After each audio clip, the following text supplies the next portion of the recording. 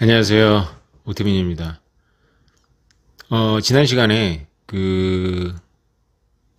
영상을 보고 이런 질문들을 주시더라고요. 그래서 비트코인 팔라는 거냐, 사라는 거냐, 자산 가격이 떨어질 때 같이 떨어지고 더 빨리 떨어질 거다. 그런데 지정학적 위기가 발생하면 비트코인의 진정한 가치가 드러날 것이고, 그리고 비트코인 가격은 통제 불가능한 수준으로 폭등할 것이다. 뭐 이런 이야기였어요. 그러면 지금 팔아야 되느냐? 혹시 제 채널을 단기적인 투자를 마음 먹고 제 채널을 보고 계시다면, 그분들은 이제 생각을 바꾸시는 게 좋고요. 그리고 단기적인 투자밖에 자기는 생각하지 않는다면 안 보시는 걸 권합니다. 왜 그러냐면, 최근에 갑자기 저를 따라다니면서 댓글로 저를 공격하시는 분을 보니까, 고점 대비 지금 많이 떨어졌는데 넌 아직도 장밋빛으로 얘기하냐, 뭐 이렇게 얘기를 하는데, 별로 상대하고 싶진 않습니다. 왜냐하면, 진짜 구상유치라고 하잖아요. 이런 게 제가 말씀드렸잖아요. 지금 저는 8년째고, 이 정도 폭락을 뭐, 제가 몰라서, 이 영상으로 여러분들한테 막 이렇게 장밋빛 희망을 주고 이런 게 전혀 아닙니다. 제가 지난 여름에 틀었을 때도 마찬가지지만, 그때 3만 달러 붕괴됐을 때였죠. 제가 여러분들한테 희망을 준 건 단기적으로 오른다라는 메시지보다는 비트코인 괜찮다는 거죠. 그런 거 겪는다는 거예요. 그리고 비트코인만이 아니라 원래 폭등하는 자산은 다 그런 기복을 겪습니다. 그러니까 단기적인 그런 조언을 얻기 위해서 제 채널을 본다면 다른 채널 보십시오. 그리고 이건 냉정한 게 아니라 진짜로 안 맞아요, 저하고. 저는 궁극적인 거는 이제 여러분들이 공부를 해야 된다는 입장이고, 또 누가 이거 비트코인 맥시인 것 같은데 그분이 뭐 우리가 뭐 맥시라고 이렇게 크게 보면, 제가 비트코인의 가격에 대해서 단기적으로 좀 부정적인 얘기를 했더니 갑자기 NT로 돌아서 가지고 제 영상에다가 당신이 영상을 하는 목적을 대라. 당신 사업을 홍보하는 거냐, 당신 잘난 체 하는 거냐, 아니면 비트코인을 뭐 얘기하고 싶은 거냐, 뭐 책을 팔려고 하는 거냐, 이렇게 목적을 대라고 하는데, 정말 중요한 질문 같아요. 네. 그 얘기를 오늘 드리려고 하는 겁니다. 그러니까 단기적인 여러분들의 투자에 대한 조언으로서는 이 채널은 적당하지 않다. 그러나 장기적인 투자자라도 지금 앞으로 단기적으로 이렇게 상황이 안 좋을 수도 있고 좋을 수도 있는데, 그것에 대해서 신호가 나올 때는, 지난번에 비트코인 매거진에서 신호를 발산해놓은 것을 제가 글로다가 이렇게 써서 여러분한테 전달한 것처럼 그렇게 전달할 거예요. 왜냐하면 단기적인 투자자들한테 도움이 되라고 전달한 것이 아니라, 장기적인 투자자들이라도 거기서 어떤 포지션을 정해야 되는데, 살 거를 조금 더 뒤로 미룰 수도 있는 거고, 그리고 잠시 유동성이 필요하면 잠시 좀 이제 현금을 확보한 다음에 더 낮아진 가격으로다 비트코인을 더 많이 살 수 있겠죠. 그런 신호를 비트코인 자체에 대한 부정론이라든가 비트코인 자체에 대한 단기적인 낙관론이나 이렇게 해석을 하신다면 제 의도를 완전히 잘못 잡으신 겁니다. 그러니까 저는 사실 이제 이 채널의 진짜 목적이 아마 오늘 제 이 영상에서 나올 것 같은데, 제가 경제학자들 욕을 많이 했잖아요. 그래서 이제 현직 경제학자인 분이 굉장히 심하게 저를 공격했는데, 네가 수준이 그거밖에 안 되기 때문에 네 주변에 있는 삼류 경제학자들 보고 얘기하지 마라, 이렇게 얘기를 하는데, 그건 그분이 언짢을 수 있어요. 본인이 가지고 있는 직업에 대해서 그렇게 비판을 하면 저래도 언짢으니까 그건 제가 충분히 인간적으로 이해는 하지만, 그 말 자체는 이제 틀리다. 노벨 경제학상을 받은 사람뿐만 아니라 지금 이 전 세계의 경제 현상에 대해서 발언하고 그것에 중요한 유체가 있는 경제 관료들이 지금 뭔가 못 잡고 있다. 그분들이 발산하는 신호를 따라가다가는 지금 큰일 난다. 이것이 이제 대전제예요. 이 채널을 하는 이유이기도 합니다. 저는 책을 좀 갖고 나왔는데요. 이 책은 한 사람이 쓴 겁니다. 제임스 리카즈라는 분인데, 이 커런시 워라는 책은 손흥민의 화폐 전쟁 아닙니다. 이거는 커런시 워라는 거는 이제 미국의 이제 국토안보부인가에서 중요한 전문가들 모아놓고 이제 그 금융망을 통해 가지고 이제 공격이 들어왔을 때 그 위기를 어떻게 넘길 것이냐라는 것을 시뮬레이션 하기 위해서 전문가들 모아가지고 실제로 했던 일종의 그 시뮬레이션 워입니다. 워 게임에 대한 이야기, 참여 이야기를 통해 가지고 향후 벌어질 일을 이 제임스 리카즈라는 분이 이렇게 예견을 한 거고, 당시 굉장히 그 각광을 받은 책이고요. 제가 이거를 2014년도에 비트코인 공부하면서 읽었고, 비트코인은 강했다라는 책에 인용하기도 했습니다. 음모론이 아니고요.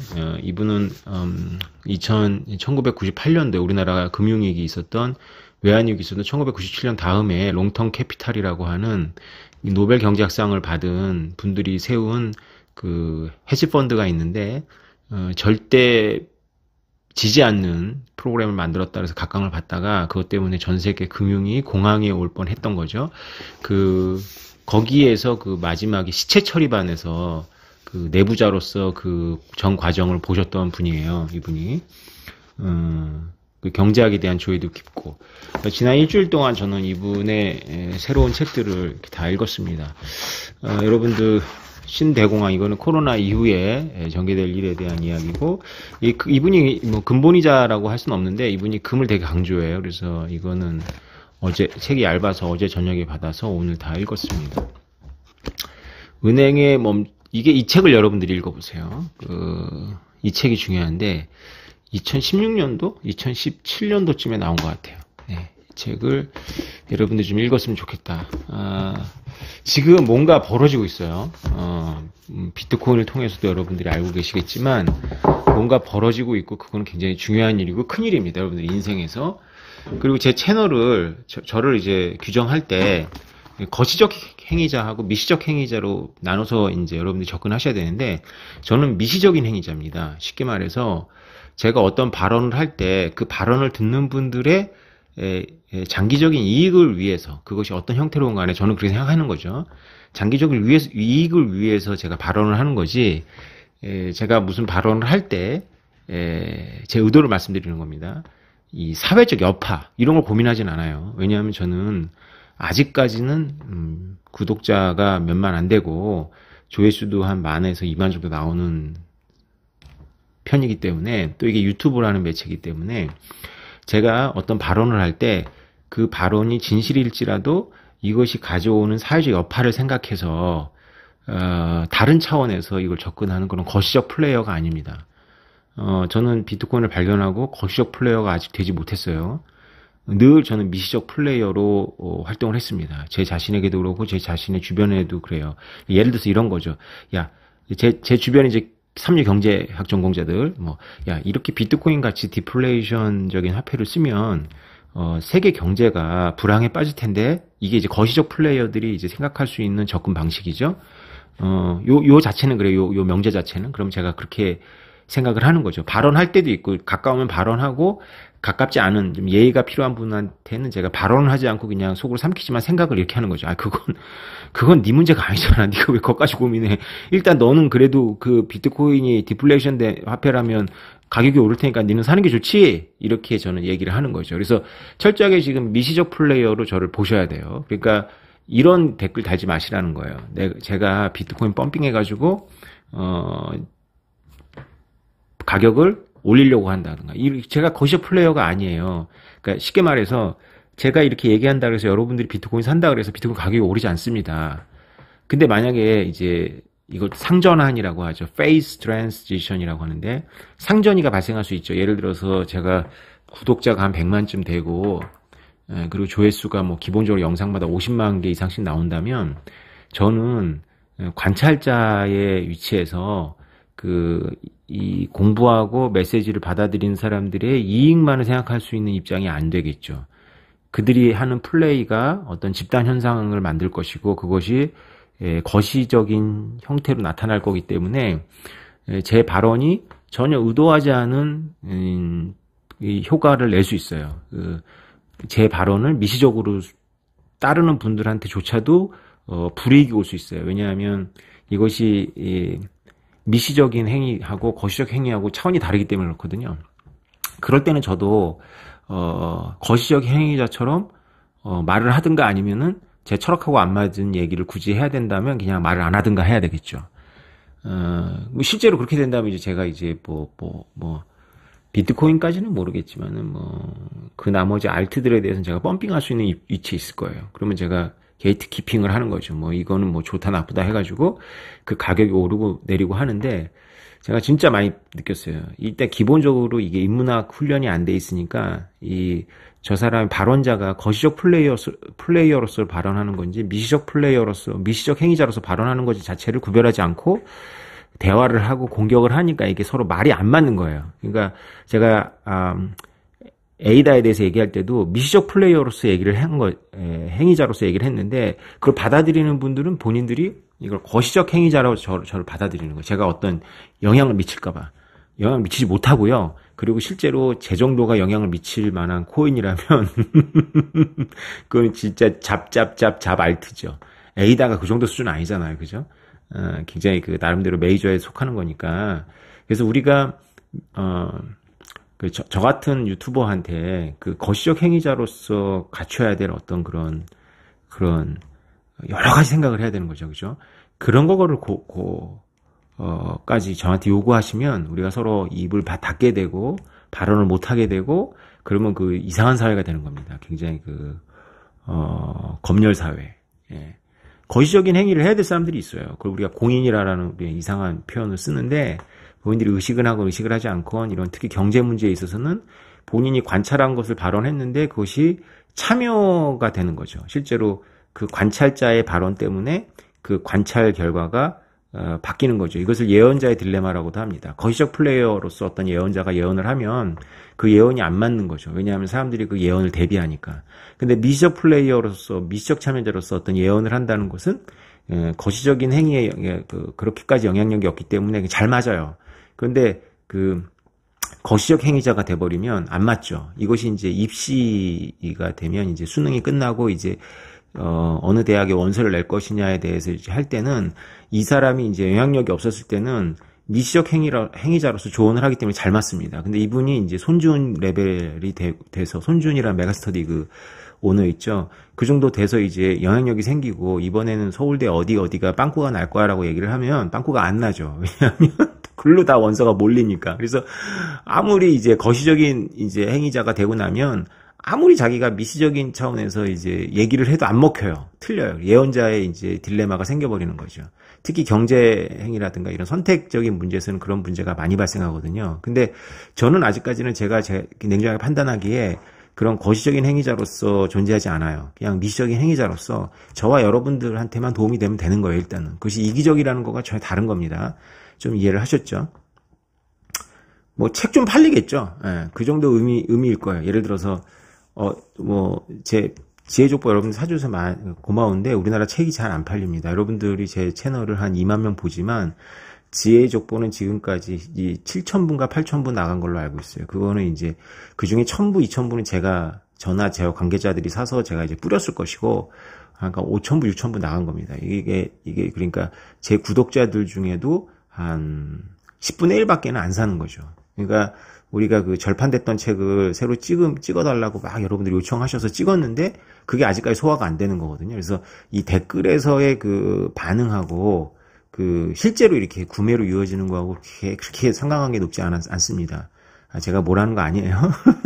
제가 이런 책 권하면 이제 좀 팔리겠죠. 몇 권 팔릴까요? 구독자는 10,000명, 20,000명, 조회수는 10,000명, 20,000명이잖아요. 제가 보기에 은행이 엄청 좋은 책이거든요. 이거 저 때문에 팔리겠죠. 이 거시적 행위자가 되는 거죠. 제가 이거에 대해서는 팔리겠지만 100권 팔릴까요? 100권 안 팔릴 것 같은데 책 어렵습니다. 네, 본론으로 들어가겠습니다. 지금 연준이 이자율을 높이잖아요. 그럼 이자율을 높이면 어떤 일이 벌어지냐면은 자산 디플레이션이 옵니다. 자산 디플레이션이 오면 비트코인은 어떻게 되냐? 떨어집니다. 비트코인 가격은. 비상강 자산이라고 하는 건 허황된 이야기예요. 왜 그러냐면 전 세계 어떤 자산도 비상관 자산은 없습니다. 이제 굳이 이제 안전자산이라고 그래서 이제 분류를 해놓지만 그건 장기적인 거고요. 단기적으로는 어떤 일이 벌어지냐면 기관이 은행이나 이런 기관이 가지고 있는 주식의 포트폴리오가 이제 떨어지면 마진콜을 당해버려요. 그런 마진콜을 막기 위해서 유동성이 되는 거는 다 팔아야 됩니다. 그래서 떨어진 건 주식이 떨어졌는데 마진콜을 막기 위해서 금이나 채권이나 그 비트코인 같이 돈이 될 만한 자산들은, 특히 이렇게 비트코인처럼 유동성이 뛰어난 자산들은 빨리 팔아버립니다. 그러니까 더 떨어지는 거죠. 그러니까 이게 이 자산의 형태들은 다 그 개별적으로 이렇게 절연이 되어 있는데, 이렇게 전염이, 공포나 이런 전염이 안 되도록 이렇게 끊어져서 만들 수 있겠지만, 성격이 다르면 투자하는 주체들이 그 겹치기 때문에 개인이건 기관이건 유동화시킬 수 있는 자산은 빨리 팔아버린다. 청산당하는 것을 막기 위해서. 그래서 같이 움직여요. 그래서 패닉 바이나 패닉 셀이 오면 더 많은 영향을 받습니다. 근데 자산이 디플레이션이 되면, 제가 지정학적 위기가 발생한다고 얘기를 했잖아요. 그것이 이제 2023년도, 2022년도에 우리 인류가, 연준도 그 고민을 하고 있을 거예요. 그래서 연준은 이자율을 높이는 것이 지금 맞아요. 너무 대체대조표가 늘어났거든요. 근데 굉장히 고민이 될 거예요. 이자율을 높이면, 은행들의 자산이 결국은 담보물이 다 자산인데, 부동산이나, 그것이 약해지면서 은행들이 허약해지거든요. 그래서 연준의 원래 본래 설립 목적은 파산으로부터 은행들을 지켜주는 거잖아요. 뭐, 연준이 이자율을 높이면, 물가를 잡겠다고 이자율을 높여버리면, 본업이 문제가 생겨버리는 거죠. 그래서 그렇게 자유롭지 않다라는 걸 여러분들이 고민을 하셔야 되고, 설사 어쩔 수 없이 이 메커니즘에 의해 가지고 이자를 높이게 되면 미국에서의 위기도 발생하지만, 미국에서의 위기는 지정학적 위기라기보다는 이제 금융권의 위기인데, 미국이 그 정도 위기가 되면 이제 남미나 동남아나 아프리카나 뭐 중앙아시아에서는 지정학적 위기가 막 발생합니다. 한국도 어쩌면 지정학적 위기로 갈 수 있을지 몰라요. 그래서 지난 시간에 그 말씀을 드린 거고요. 여러분들이 이 책을 읽으셔야 되는 이유는, 이 제임스 리카즈라는 분이 비트코인을 알고 계세요. 그러니까 커런시 워라는 책을 썼을 때는 비트코인을 몰랐어요. 근데 이 책을 보니까 이분이 비트코인 얘기를 하더라고요. 그런데 비트코인에 대해서는 유보하고 계세요. 유보하고 계시고 금을 사라라고 하고 있거든요. 금을 사라라고 하는 이유는, 이분은 저랑 생각이 똑같은데, 지정학적 위기가 오면 제일 먼저 하는 것이 자본 통제라고 보는 거예요. 그래서 지금 전 세계 엘리트들이 자본 통제를 위해서 준비하고 있다라고 보는 거죠. 오래전부터. 이미 2008년도에 그 위기를 경험하면서, 결정적인 순간에는 이자율이나 이런 걸로다가 통제하는 것이 아니라 자본을 직접 통제하는 수밖에 없다. 이런 결론을 얻은 거죠. 그래서 그런 준비를 하고 있다는 겁니다. 저랑 생각이 똑같죠. 그러니까 이분은 그런 결론에서 금을 사라고 하는 거고, 저는 여러분들한테 비트코인의 본질적인 속성이 그래서 빛을 발할 것이다 얘기를 하는 거예요. 그래서 여러분들이 이 지정학은 음모론이 너무 판을 치기 때문에 제가 좀 조심스러운데, 이 제임스 리카즈는 음모론이 아닙니다. 근데 여러분들이 음모론을 통해서 접할 수 있는 내용들이 많이 나와요. 그러면 음모론이냐 아니냐에 대해서 여러분들하고 이제 얘기를 좀 하고 넘어가도록 하겠습니다. 만약에 여러분들이 첫 번째 세계관이 있어요. 세계를 지정학 관련해서 세 가지 세계관을 지금 제가 말씀드릴게요. 첫 번째 세계관은, 여러분들이 있는 이 지구는 좋은 엘리트들, 굉장히 실력 있는 엘리트들의 본질이 여러 가지로 이제 걸러져서 거기까지 가지 않습니까?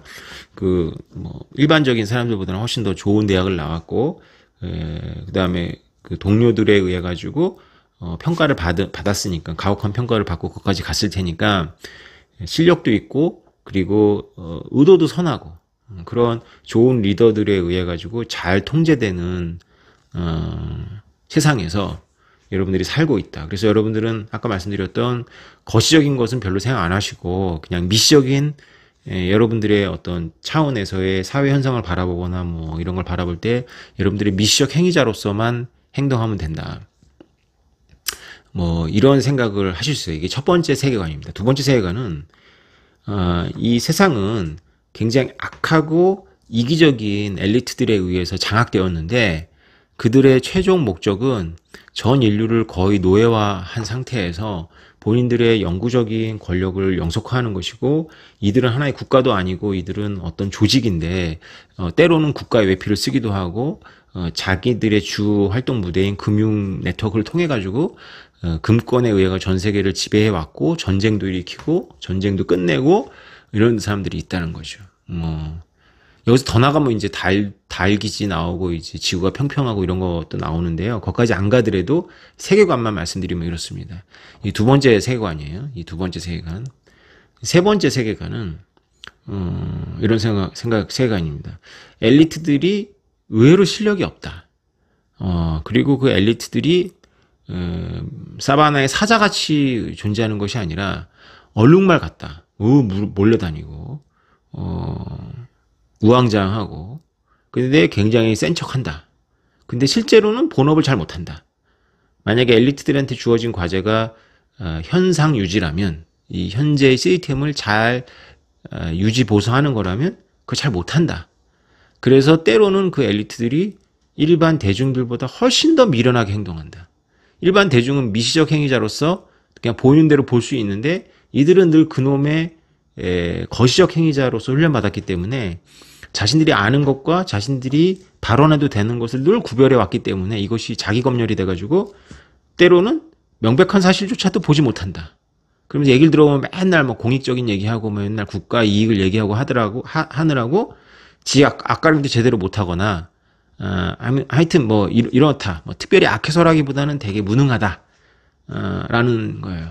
그래서 믿을 수 없다. 뭐 이런 거죠. 그래서 첫 번째 세계관은 여러분들 중에 대부분이 동의하지 않을 거예요. 그런데 놀랍게도 여러분들이 대부분 일상을 사는 분들은 첫 번째 세계관은 은연중에 깔고 살죠. 그래도 여러분들이 우리나라 청와대 게시판에 막 올라오는 거 보세요. 별거 다 올라오잖아요. 그만큼 국가라는 시스템, 현 정부라는 차원이 아닙니다. 국가라는 시스템을 의지하는 거죠. 뭐 한 가지 예를 들면 우리나라는 얼마만큼 국가를 의지하냐면 일단 국가에서 공문서로 온 것들은 다 믿잖아요. 조세 저항도 별로 없고 여러분들이 뭐 교통법규 위반했다고 번치금 날라오면은 가서 막 따지고 비용이 들어가고 앙코를 떠나서 이거 잘못됐다. 니네 나를 착각한 거다. 니네 좀 나를 조작했다. 이렇게 안 하잖아요. 그죠? 그만큼 국가를 믿는 거죠. 그래서 국가를 믿는 것과 국가 시스템을 믿는 것과 현 정부에 대해서 호불호하고는 전혀 다른 거다. 예. 우리 대한민국은 국민들은 대체로 국가를 굉장히 잘 믿는다. 그래서 첫 번째 세계관이 많죠. 예. 두 번째 세계관은 이제 음모론이라고 할 수 있는데 그 음모론은 뭐냐면 그냥 허무주의예요. 그래서 비트코인 가격이 오르는 것도 음모고 가격이 떨어지는 것도 음모고 비트코인이 만들어진 것도 음모고 비트코인이 파괴할 것도 음모기 때문에 결국은 어떤 주장도 검증할 수가 없고 어떤 것도 틀리지 않죠. 그래서 내가 무엇을 하든지 간에 다 음모 안에 있기 때문에 할 수 있는 일이 아무것도 없어요. 그러면 첫 번째 세계관과 두 번째 세계관을 가진 분들하고는 저는 이제 안녕입니다. 굿바이. 안녕히 가세요. 네, 그동안 감사했습니다. 그냥 국가 엘리트들이 훌륭한 엘리트들이 이 위기를 잘 넘게 해주실 거예요. 여러분들은 열심히 땀 흘려서 일하고 간혹 미디어에서 얘기하는 거 전망 좋은 기업에 주식 사시고 주변 친구들 특히 공부 잘한 명문대학 나온 경제학 전공자들이 찝어주는 거 잘 선택하시고 하시면 됩니다. 네. 약간씩 틀리는데 뭐 그 정도야 뭐 예. 여태까지도 그랬으니까 뭐 그렇게 큰 치명적인 건 아닐 거예요. 대세를 추정하시면 됩니다. 두 번째 음모론은 이분들이 제일 골치 아픈데요. 이분들도 안녕입니다. 이분들은 되게 싸나워요. 기본적으로 실제로 기질이 싸납다기보다는 발언을 되게 싸납게 하고 세게 하셔가지고 별로 상대하고 싶지 않습니다. 그냥 제가 한때 어떤 회사를 다니냐면 회사의 CEO부터 고위 관리직들이 전부 음모론자였어요. 그래서 자기네들끼리 이제 어느 거 가지고 싸우냐 하면 지구가 평평하냐 안 평평하냐 이 정도만 차이가 있었고 기본적으로 이 악한 세력에 의한 그 세계 정부가 우리를 다 지배하는 거예요. 그래서 물어봤어요. 그래서 비트코인 그래서 음모예요, 음모가 아니에요. 지금은 알 수 없대. 그래서 저는 이제 음모론을 신봉하는 사람들이 주변에 많은 조직에 있었기 때문에 그래서 어쩌자는 건지 모르겠어요. 그래서 뭐 본인은 그래서 음모 세력하고 싸우겠다는 건지 아니면 음모 세력의 파악을 잘해서 거기에 편승하겠다는 건지 노란 약을 먹고 깨어나서 매트리스 밖으로 나오겠다는 건지 아니면 매트리스 위에서 안으로 올라가겠다는 건지 잘 모르겠어요. 모든 게 다 음모니까 철학적으로는 제가 보기에는 고민할 의미가 있는데 우리 행동의 어떤 행동을 어떤 선택을 할 수 있는 철학은 전혀 안 되는 거죠. 이게 허무주의의 특징이죠. 그게 니힐리즘으로 가겠죠. 막 살겠죠. 그리고 나서는 뭐 막 살아도 막 살지 않는 건 차이가 없는 거죠. 그래서 그분들하고도 안녕입니다. 제가 여러분들하고 앞으로 계속 이 영상을 통해서 만난다면 세 번째입니다. 우리가 비트코인을 통해서 제가 농담 반, 진담 반으로 놀렸잖아요. 엘리트들과 경제학 전공자들을. 그게 저의 생각입니다. 딱 맞습니다. 지금 다가올 2022년과 2023년 신용은 이렇게 완전히 팽창되어 있고 실제로 수익을 못 내는 회사의 주식까지 이렇게 막 잔뜩 올라가 있는 거예요. 누가 봐도 비정상이잖아요. 이걸 해결하겠다고 이자율을 높여버리면 이제 금융위기가, 선진국에서는 금융위기가, 그 다음에 신흥국에서는 지정학적 위기가 막 닥쳐올 텐데, 이런 상태에서 여러분들은 엘리트들을 믿고, 계속 엘리트들의 거시적인 행위자로서 엘리트들의 말을 따를 것인지, 거시적 행위자로서 엘리트들은 불이 났다고 해도 불이 났다라고 말 안 합니다. 네. 잠시 시스템적인 착오가 있는데, 펀더멘탈은 굉장히 튼튼하다. 이렇게 말하거든요. 여러분들은 결국 그래서 불난 극장에서 뛰쳐나가지 못할 거예요. 여러분들이 그 사실을, 명백한 사실을 인식하는 순간에는 그냥 게임 끝입니다. 제가 여태까지 8년 동안 했던 공부에 의하면, 저는 세 번째 세계관이거든요. 이 책이 바로 세 번째 세계관입니다. 그래서 여러분들이 음모론에 좀 중독이 되셨다면 이걸로 좀 이렇게, 여러분들이 주류 경제학자들의 그런 그 현실을 인정하지 않는 그런 엉터리 같은 그런 몽상적인 생각이 너무 지겨운데 음모론 너무 흥미진진해. 그럼 아마 이 책이 여러분한테 맞을 거예요. 흥미진진한 얘기를 하면서도 음모론에 기대지 않거든요. 그래서 바로 이 세 번째 세계관, 저랑 비슷한 세계관에 기초하기 때문에 그렇습니다. 자, 이제 결론 말씀드릴게요. 상전환이 발생할 거예요. 비트코인 가격에서. 상전환이라는 건 뭐냐면 물리학에서 물이 막 끓면 똑같이 액체로 존재하다가 어느 임계점을 넘어서면 이제 기체로 바뀌잖아요. 그래서 물의 표면에서는 굉장한 불안정성이 오거든요. 물도 아니고 액체도 아니고 기체도 아닌 상태가 마구마구 막 충돌을 하는 거죠. 만약에 통제 가능한 상황에서 이자율이 올라간다면 비트코인은 꼬라박습니다. 거품 꺼질 거예요. 비트코인이 거품이 꺼진다면 20-30% 조정을 받는다면 알트들은 뭐 90% 정도 작살난다고 보시면 됩니다. 그런데 상전환이 발생하죠. 패닉 바잉이 뒤따라올 가능성이 높습니다. 왜 그러냐면 이 책의 저자도 말하지만 비트코인의 진정한 가치는 엘리트들의 그 허황된 게 아니라 엘리트들의 그 음흉한 생각에 대한 지금 차질을 빚고 있거든요. 그건 이 책의 저자가 말하고 있습니다. 원래는 모든 걸 다 디지털화해서 결국은 결정적일 때 디지털화 되어 있으면 굉장히 동결하기 쉽거든요. 여러분들이 금을 산다면 금의 실물을 확보하지 못하지 않습니까? 그 금은 누가 갖고 있습니까? 그 금은 뉴욕 연준 지하 벙커에 있어요. 여러분들이 금 계좌를 사는 거죠. 한국에 있지도 않습니다. 그 금이. 그건 금이 아니에요. 역피라미드 구조인데 실제 실물 금은 별로 없는데 금의 소유권이 지금 엄청 많은 상태거든요. 이게 금융권이 이거를 포함했을 때 나타나는 현상이잖아요. 본원 통화에 대해서도 이렇게 하잖아요. 그죠? 네. 여러분 생각을 해보셔야 됩니다. 그러니까 왜 미국의 엘리트들이 비트코인에 관련해가지고 자꾸 선물만 자꾸 허용하느냐. 선물 ETF. 그 전에 CME에서 선물 거래 허용했잖아요. 그거 왜 그러냐면 금을 통제하면서 재미를 받기 때문에 그러거든요. 실제로 그 현물금은 굉장히 부족해요, 지금. 그런데 금값이 결정적인 통제 불가능한 상태로 오르면 금 매도가 엄청나게 증가합니다. 그 금 매도는 그 정부들이나 어떤 그 기관들에 의해 가지고 발생하는데요. 실물금이 아니라 서류상의 금들에 대한 매도가 막 발생하는 거예요. 음모론까지 가버리면 실제로 금은 없고, 그 창고에 금은 없고, 서류상의 금만 존재하는데, 뭐, 그렇게까지 보진 않아요. 금은, 뭐, 예를 들어서, 실제 실물금은 10%면, 90%는 이제 그 서류상의 금인 거죠. 그래서 서로 눈 감아주는 거예요. 원래 공매도를 해버리면 꼭 그걸 확보해야 되는데 2월 돼버리는 거죠. 이런 식으로다가 이제 금의 가격을 억제해 왔는데 그것도 이제 어느 정도 시간이 지나면 진실의 순간이 와서 이제 통제 밖으로 나간다는 건데 저는 제임스 리카즈라는 이 분이 훌륭한 이 지식인이 비트코인에 대한 공부는 약간 부족한 것 같아요. 그래서 이분은 지금 디지털화를 해서 결국은 결정적일 때마다 이렇게 키프로스나 사이프러스죠. 키프로스나 이런 데서 일어났던 것처럼 그리스에서 일어났던 것처럼 ATM 머신을 잠그고 은행에서 현금 인출을 스톱시키면서 동결하고 자산을 동결하면서 뭔가 하려고 하는 것이 수월하잖아요. 그죠? 그런데 디지털은 해킹도 가능하고 그래서 비트코인이 디지털 해킹 안 된다지만 거래소들을 폭파시키면 되니까 실물 금 같진 않다 이렇게 보시는 거예요.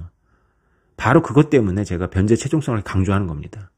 그래서 그것이 지난 시간에 지정학적 위기가 왔을 때에 대한 어떤 비트코인의 탁월한 대비책이 될 텐데 그래서 비트코인의 가격은 만약에 연준이 계속 가파르게 이자를 올린다면 다른 자산 거품이 꺼질 때 더 심하게 꺼지겠지만 그렇게 해서 발생하는 금융위기라든가 지정학적 위기를 통해 가지고 금과 비트코인에 대해서는 새로운 인식이 생기고 그 새로운 인식이 생기면 실제로 실물을 구하기가 너무 어렵기 때문에 여러분들 실물이라면 거래소에 들어가 있지 않은 비트코인을 말하는 거거든요. 그래서 거래소에 들어가 있는 비트코인은 왜 그럴까요? 여러분들이 걱정하신 트래블 룰에 의해 가지고 그냥 거래소에서 거래소로만 이동하게 되어 있죠.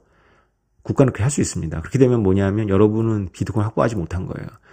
여기서 말하는 이 책에서 말하는 그 동결이 왔을 때 거래소 동결 안 하겠어요?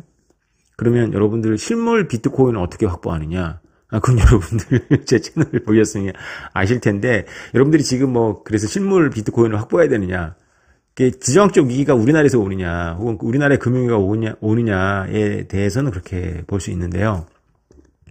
아무튼 2022년, 2023년은 굉장히 어려운 해다. 그래서 정말 세 번째 세계관, 엘리트들이 질서를 잘 통제하고 어떤 자산의 가격이 오르건 디플레이션 오건 인플레이션 오건 간에 질서 있는 디플레이션이 오면 좋은데 그것이 엘리트들이 할 수 있는 최선인데 그렇지 안 될 것 같다는 거죠. 상전환이 일어나 버려서 엘리트들이 아무리 노력해도 통제 바깥에서 뭔가가 일어나면 엘리트들은 더욱더 극단적인 방법을 쓰려고 할 것이고 극단적인 방법을 쓰려고 하는 것이 이제 앨런 머스크가 결국은 비트코인을 살 수밖에 없었던 자본 통제거든요. 자본 통제에 대한 극단적인 조치가 내려지면 비트코인 대안입니다. 금이 아니에요. 이 부분에 대해서는 이제 이 리카즈라는 분하고 저하고 이제 토론을 하면 정말 재밌는 토론이 될 텐데 금이 아니에요. 비트코인이에요. 그래서 비트코인에 대한 공부를 하면 할수록 여러분들은 비트코인의 본질적인 속성에 대해서 눈을 뜰 수 있는데 그놈의 이제 비트코인을 지금 가격을 올린 주체나 주식 가격을 올린 주체나 다른 자산의 가격을 올린 주체나 겹치기 때문에 자신의 자산이 청산당할 위기에 처하면 유동성 확보를 위해서 팔아치워버리기 때문에 부동산 잘 안 팔리잖아요. 그죠? 근데 비트코인은 바로 팔리잖아요. 그놈의 그 속성 때문에 비트코인이 제일 먼저 떨어지거든요.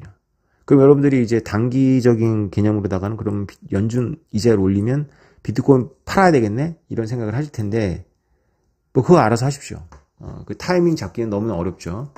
그러나 우리가 2022년과 2024년을 바라볼 때 평탄하지 않은 것은 분명하고 정말 안타까운 건 이제 이 채널의 목적 중에 하나는 그거예요.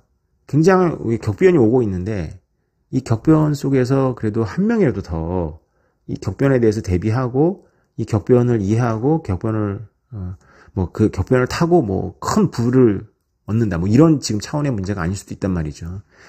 이 격변 속에서 그래도 최선의 방어를 할 수 있도록 하는 것이 이제 제가 제 주변에 지난 8년 동안 얘기해 왔고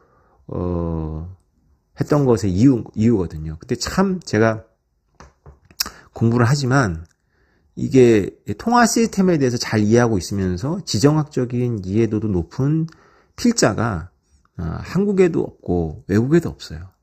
그러니까 이게 단절되어 있거든요. 그러니까 지정학만 공부하는 사람들은 통화 시스템에 대해서는 되게 설피 알아요. 그리고 통화 시스템에 대해서 잘 이해하는 분들은 아예 지정학 깡통이에요. 지정학도 알고 통화 시스템도 알면 제임스 리카즈 같은 분들이 이제 보는 부분들이 보이거든요.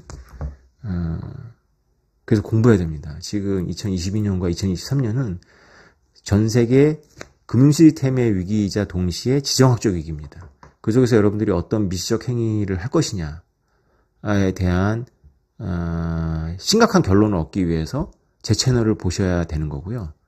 제가 계속 찍는다면 예, 찍어놓은 것도 있으니까 다 그런 관점에서 보십시오. 단기 투자에 대한 조언으로 보셨다면 아니고요.